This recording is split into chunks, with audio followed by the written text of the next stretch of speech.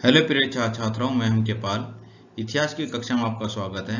हम आपको करा रहे हैं क्लास 12 का इतिहास। इसमें अध्याय फर्स्ट, हमारा ये अध्याय फर्स्ट है। और ईंटें, मनके और अस्थियां, ये हमारा चैप्टर है। प्रिय छात्रों, ये इसका सेकंड पार्ट है। फर्स्ट पार्ट में हमने आपको हड़प्पा सभ्यता का परिचय और हड़प्पा सभ्यता की खोज किस प्रकार से हुई, ये हम आपको करा चुके हैं। आप उसको डिस्क्रिप्शन में देख लीजिए, उसका लिंक आपको मिल जाएगा। प्रिय छात्रों, आज का हमारा टॉपिक है हड़प्पा सभ्यता का नामकरण किस प्रकार से हुआ। हड़प्पा सभ्यता का नाम हड़प्पा किस प्रकार से पड़ा, उस पर यहाँ पर चर्चा की जाएगी। इस सभ्यता का सबसे उपयुक्त नाम क्या होना चाहिए, इस विषय पर विद्वानों द्वारा अपने अलग अलग मत प्रस्तुत किए गए। अपने अलग अलग मत प्रस्तुत किए विद्वानों के द्वारा। और इस सभ्यता का अब नामकरण की शुरुआत कैसे होती है इसकी, कि इस सभ्यता का उत्खनन का कार्य सबसे पहले हड़प्पा नामक स्थल से किया गया था। हड़प्पा नामक स्थल से किया गया था। ये जो वर्तमान में हड़प्पा जो स्थल है, यह रावी नदी के तट पर और पाकिस्तान में स्थित है। तो वहां पर हड़प्पा स्थल की खुदाई प्रारंभ हुई थी, इसलिए इस सभ्यता का नाम हड़प्पा सभ्यता नाम रखा गया। यानी कि सबसे पहले जो हड़प्पा सभ्यता के स्थलों से संबंधित जो स्थल की खुदाई की गई थी, वो हड़प्पा नामक स्थल की खुदाई हुई थी, इसीलिए इस सभ्यता का नाम हड़प्पा सभ्यता रखा गया, ये माना जाता है। दूसरा तर्क यहाँ पर दिया गया। फिर जब देखते हैं कि हड़प्पा सभ्यता जो हमने नाम दिया है, इस तरह की विशेषता के जो नगर हैं वो सिर्फ हड़प्पा तक सीमित नहीं हैं। यह सभी नगर जो सिंधु नदी घाटी क्षेत्र में स्थित हैं। यहाँ पर हड़प्पा के अलावा अन्य जैसे कि मोहनजोदड़ो, जोदड़ो और अन्य बहुत सारे स्थल जो हैं सिंधु नदी घाटी क्षेत्र में यहाँ पर हमें खुदाई में प्राप्त हुए हैं। और इस तरह से यह माना गया, विद्वानों के द्वारा यह माना गया कि इस सभ्यता को सिर्फ हड़प्पा तक नहीं माना जाए, हड़प्पा स्थल तक ही नहीं माना जाए। यह जो सभ्यता सिंधु नदी घाटी में अनेक स्थलों पर विस्तारित है, यानी कि विस्तृत है। तो इसलिए इस सभ्यता का नाम सिंधु नदी घाटी सभ्यता कहा जाए। तो इस सभ्यता का विस्तार केवल हड़प्पा तक सीमित नहीं रहा, अपितु सिंधु नदी घाटी में भी अनेक स्थलों की खोज हुई और इसलिए इस हड़प्पा सभ्यता को सिंधु नदी घाटी सभ्यता कहा जाने लगा। तो यह है सेकंड तर्क, ये है। तो सिंधु घाटी सभ्यता भी इसको कहा जाता है, इसलिए इसे सिंधु घाटी सभ्यता कहा जाता है। इस सभ्यता के स्थल केवल हड़प्पा व सिंधु नदी घाटी तक ही सीमित नहीं रहे। फिर जो तीसरा तर्क दिया जाता है, यह कहा जाता है कि यह जो सभ्यता है वह सिर्फ हड़प्पा और सिंधु नदी घाटी तक ही सीमित नहीं रही, इसका और अधिक विस्तार यहाँ पर प्राप्त हुआ है। यह जो सभ्यता है भारत और पाकिस्तान के बड़े क्षेत्रों तक पर, बहुत बड़े क्षेत्रों पर यहाँ पर इसका विस्तार है, से संबंधित है। भारत और पाकिस्तान के बड़े क्षेत्रों से यह सभ्यता संबंधित है। और यह इसलिए इसको हम सिर्फ सिंधु घाटी सभ्यता या अन्य किसी नाम से नहीं जान सकते। इसलिए यह माना गया, सर्वमान्य मत यह माना गया कि इसलिए सर्वमान्य मत यह रहा कि हड़प्पा सभ्यता का नाम हड़प्पा सभ्यता नाम देना ही उचित माना जाता है। वैसे माना यह जाता है कि हड़प्पा सभ्यता के को अनेक अन्य और नामों से भी जाना जाता है। इसको प्रथम नगरीय सभ्यता के नाम से भी जाना जाता है। हड़प्पा सभ्यता को प्रथम नगरीय सभ्यता के नाम से भी जाना जाता है। इसे कांस्य युगीन सभ्यता के नाम से भी जाना जाता है। इसे सिंधु और सरस्वती नदी घाटी सभ्यता भी इसको जाना जाता है। सिंधु सरस्वती सभ्यता के नाम से भी इसको जाना जाता है।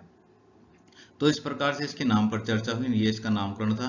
तो सबसे पहले अगर हम एक ब्रीफ में देखें, जब आपसे यह क्वेश्चन पूछा जाएगा कि हड़प्पा सभ्यता का नाम हड़प्पा क्यों है, तो उस पर आप तर्क देंगे कि जी सबसे पहले हड़प्पा जो नगर है उसकी खुदाई हुई और इसीलिए इस सभ्यता का नाम हड़प्पा सभ्यता रखा गया।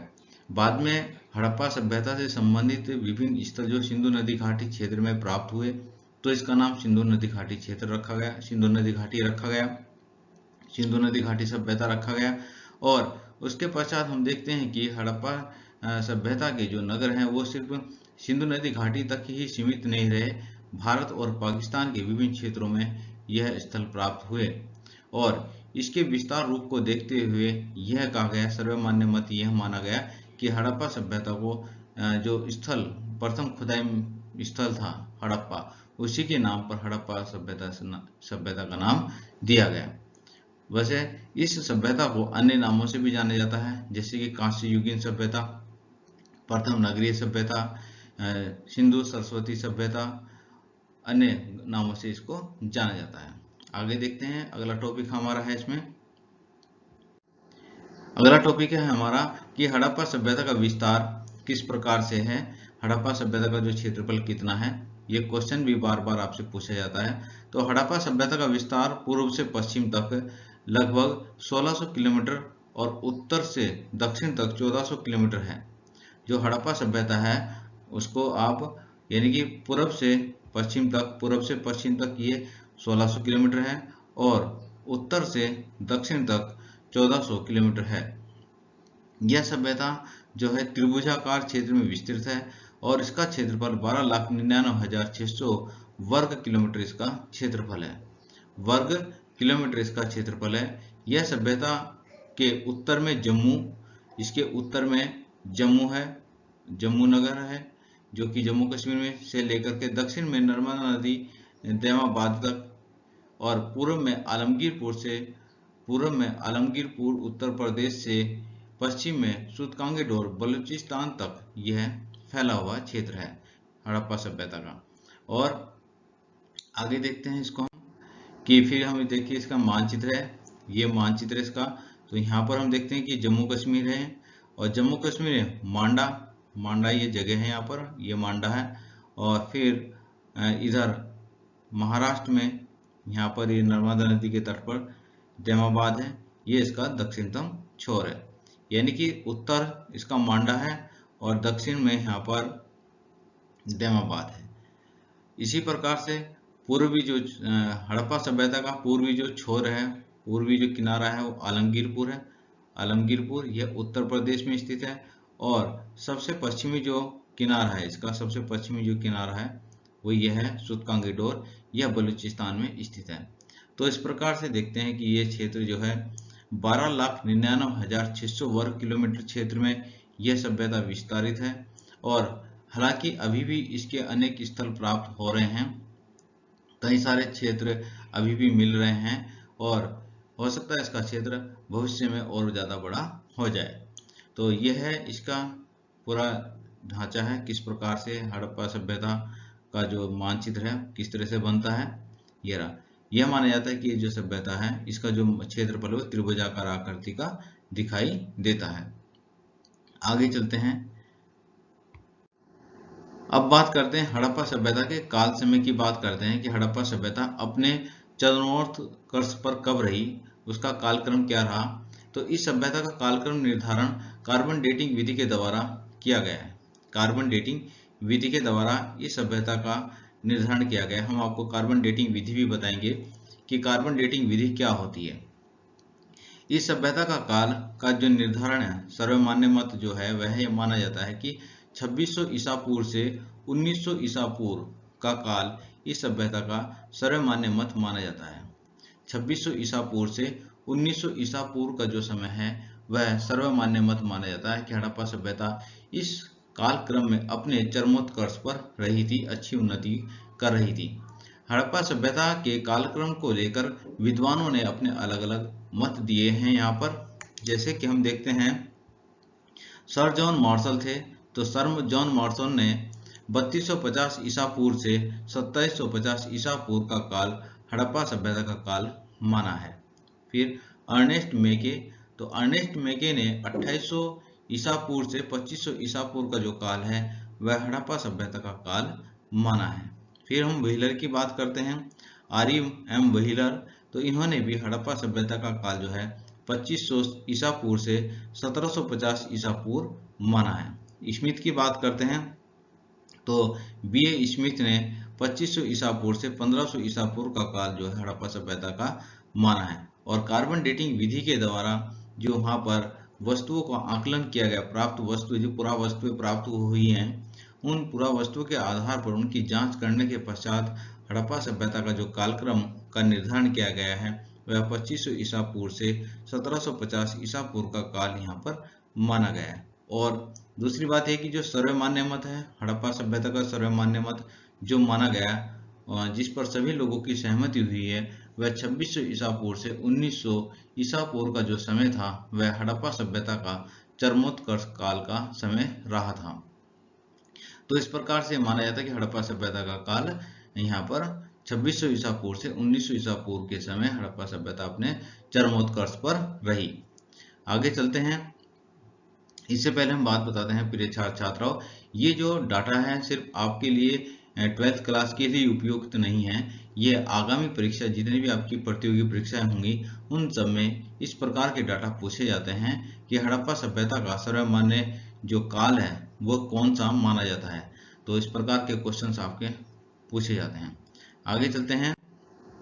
अब बात करते हैं कार्बन डेटिंग विधि क्या है। कार्बन डेटिंग विधि किसको कहा जाता है? ये कार्बन डेटिंग विधि से जैसे कि हम किसी वस्तु की आयु की जानकारी प्राप्त करते हैं, वह किस प्रकार से प्राप्त करते हैं, आयु का पता कैसे चलता है। इस विधि के अनुसार किसी भी जीवित वस्तु में कार्बन 12 और कार्बन 14 समान मात्रा में पाए जाते हैं। यानी कि यहाँ पर जो कोई भी वस्तु जीवित वस्तु होती है तो उसमें कार्बन 12 और कार्बन 14 मिलते हैं, समान मात्रा में प्राप्त होते हैं।